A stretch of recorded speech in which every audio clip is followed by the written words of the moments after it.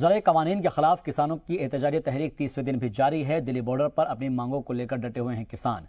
हरियाणा में आज किसान टोल फ्री करवाएंगे और 27 दिसंबर तक ये टोल प्लाजा फ्री करवाए जाएंगे। ज़राई कवानीन के खिलाफ किसानों की भूख हड़ताल भी जारी है। आपको बता दें कि आज 30 दिन मुकम्मल हो चुके हैं, यानी कि तकरीबन एक महीना पूरा हो चुका है। और ऐसे में आज 30वें दिन क्या हिकमत अमली होगी, क्योंकि आज बताया जा रहा है कि किसानों से संवाद का प्रोग्राम भी है। ऐसे में क्या सरकार और किसानों के बीच बात बन जाएगी एक महीने बाद, क्योंकि एक महीने से अलग अलग बॉर्डर्स पर किसान डटे हुए हैं, एहतजाजी मुजाहरा कर रहे हैं और यहीं पर ही उन्होंने अपना आशियाना बना रखा है। सर्द मौसम है और सर्द मौसम की इस रात में दिक्कतों का सामना करते हुए किसान मुसलसल डटे हुए हैं और वो बिल वापसी से कम पर मानने को तैयार नहीं है। ऐसे में आज की जो बात होगी, जो आज का संवाद होगा, वो बेहद अहम होगा।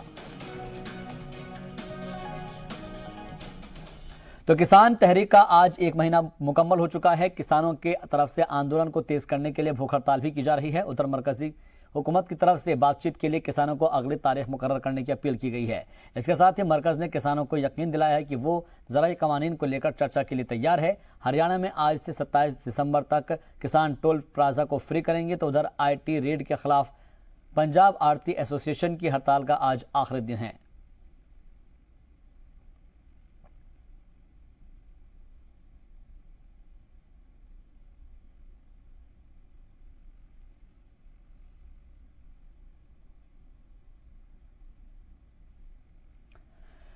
मरकजी वजीर ज़राअत नरेंद्र सिंह तोमर ने कृषि कानूनों की हिमायत कर रहे उत्तर प्रदेश और दूसरी रियासतों के किसानों से मुलाकात की। मीटिंग के बाद ज़राई वजीर ने कहा है कि मरकजी सरकार किसानों से बातचीत के लिए तैयार है। उन्होंने उम्मीद जताई है कि आंदोलन कर रहे किसान तंजीमें भी बातचीत के लिए जल्द ही राजी हो जाएंगी और मुलाकात कर जल्द ही मसाइल का हल निकाल लिया जाएगा। साथ ही वजीर ज़राअत ने बताया कि साबिक वज़ीर आज़म आंजहानी अटल बिहारी वाजपेयी की जयंती के मौके पर आज PM मोदी 6 रियासतों के किसानों से बातचीत करेंगे और 9 करोड़ किसानों के खातों में 18,000 करोड़ रुपए ट्रांसफर किए जाएंगे।